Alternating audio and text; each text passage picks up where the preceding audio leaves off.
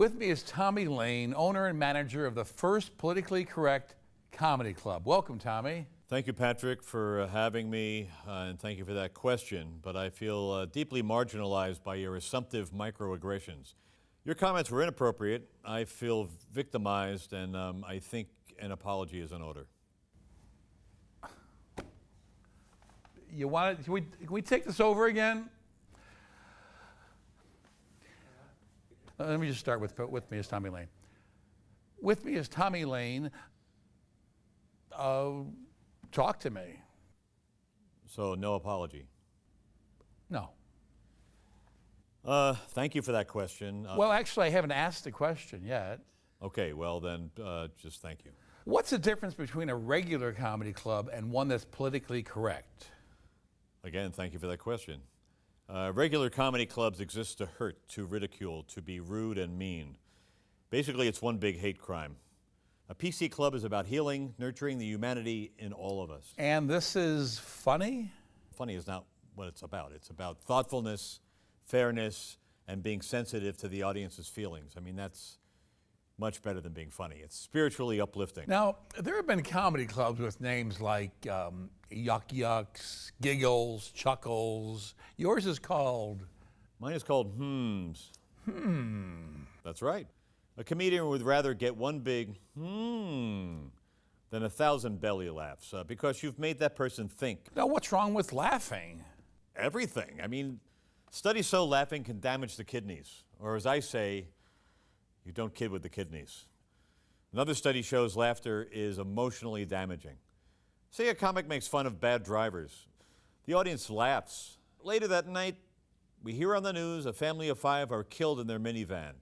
People in that audience hear that same story.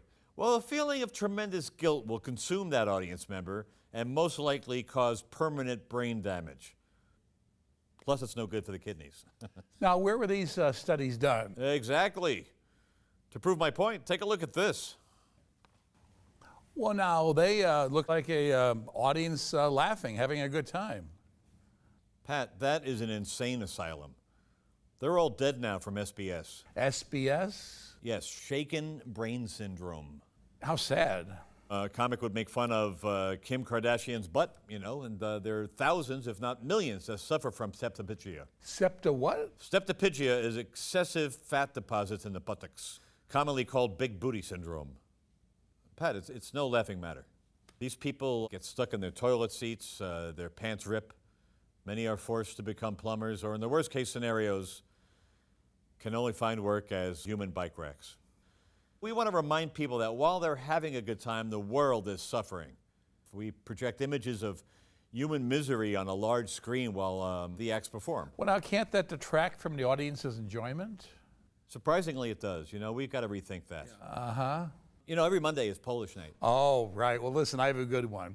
How many... Where we honor great Polish Americans and the country of Poland. We salute their accomplishments, their terrible ordeals, their history of repression. Oh, yeah, you said you had a good one. Oh, well, you know, this light bulb blows out, right? And the riddle is, how many custodians of proud Polish ancestry does it take to replace the light bulb? I give up. How many? 1. Hey, you're pretty good. Have you thought about our open mic night? Each year, you know, we vote on the best act. Oh, what does that person win? No, not one person. Everyone wins. It's a participation award. Honestly, how can you say someone is better than another, right? You can't. Who's better, George Carlin or Carrot Top? Well, come on, that's... right, it's impossible. There are no losers when self-esteem matters. Don't you miss the old days of, like, laughing at ourselves, our faults, our frailties? Oh, do you miss slavery, sexism, polio? We're also working with animal rights groups. Oh, and that's something everybody supports. Oh, exactly. To get sports teams to quit naming themselves after animals. Oh. The bears, lions, colts, rams, perpetuating the myth that animals are violent. Freud said there's no such thing as a joke. They're all cruel and abusive in some way. I agree. You know, tell me a joke that you think is funny. Go ahead. Well, okay. Okay, how do you keep an idiot in suspense? I give up? How?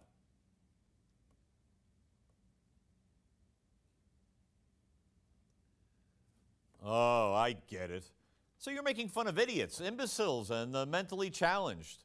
Hey, you know, not everybody can be an Albert Edison. Apparently, yeah. Now, are there rules for the comics, what they can or can't make fun of?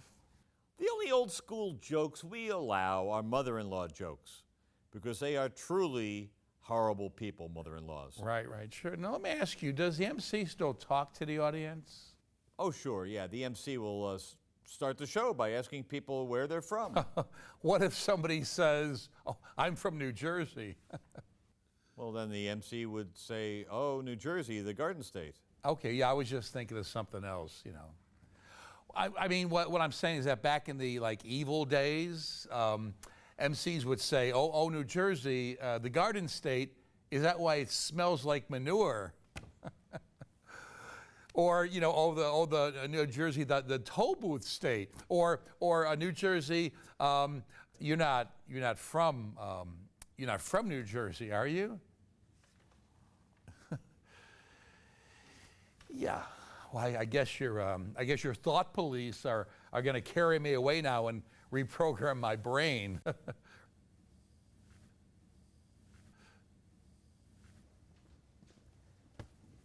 Room 101.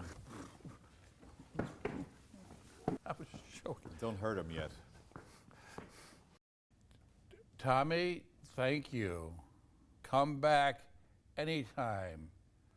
And thank you for watching. Please join us for our next program. Join us. Join us. Join us. Join us. Join us. Join us.